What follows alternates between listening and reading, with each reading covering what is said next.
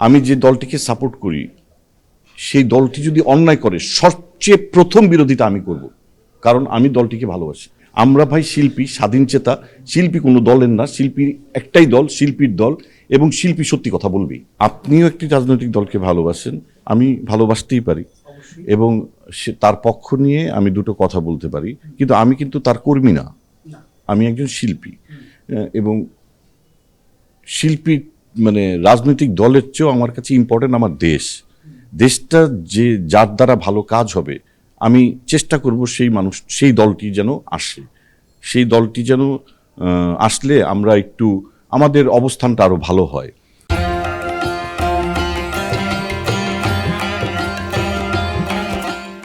প্রত্যেকটি মানুষের একটি আদর্শ থাকে, কেউ মুসলমান, কেউ হিন্দু, কেউ খ্রিস্টান, ধর্মও তো আলাদা, আর আপনার পছন্দের রাজনৈতিক দলও আলাদা হইতে পারে, হ্যাঁ, এবং আপনি সেটা নিয়ে কথা বলার স্বাধীনতা প্রত্যেকের থাকা উচিত।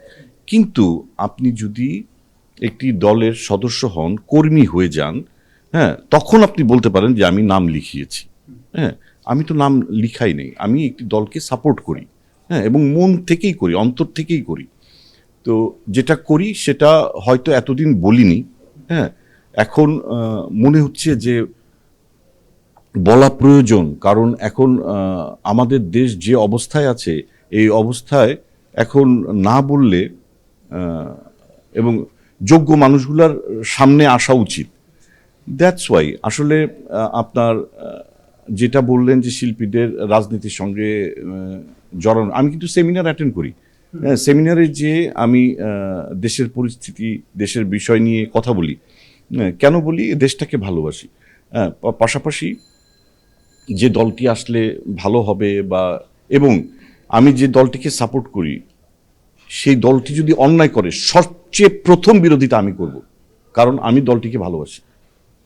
এটা দলের খারাপের জন্য না, ভালোর জন্য। এবং দল যদি মনে করে যে না, আমার বিরুদ্ধে বদনাম, আমার বিরুদ্ধে কথা বলছে, তাহলে ঠিক আছে, আপনি যে যা করছেন তাই করেন, হ্যাঁ, আমাদের নিয়ে তো দরকার নেই। আমরা ভাই শিল্পী, স্বাধীন চেতা শিল্পী, কোনো দলের না, শিল্পীর একটাই দল, শিল্পীর দল, এবং শিল্পী সত্যি কথা বলবেই। হ্যাঁ, আপনাকে ভালোবাসি, হ্যাঁ, কারণ আপনি ভালো। যেদিন আপনি খারাপ হবেন আমি সেটাও বলবো, আপনি এখনো সময় আছে, শুধরে যান, এখনো সময় আছে, শুধরে যান। আর যদি না শুধরান পাই তাহলে আমাকে ভুলে যান,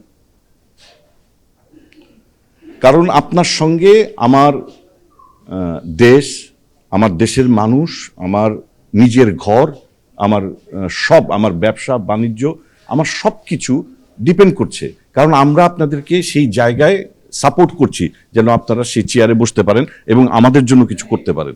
আপনাকে ভালোবাসি, আপনার সমালোচনা করব আপনার ভালোর জন্যই।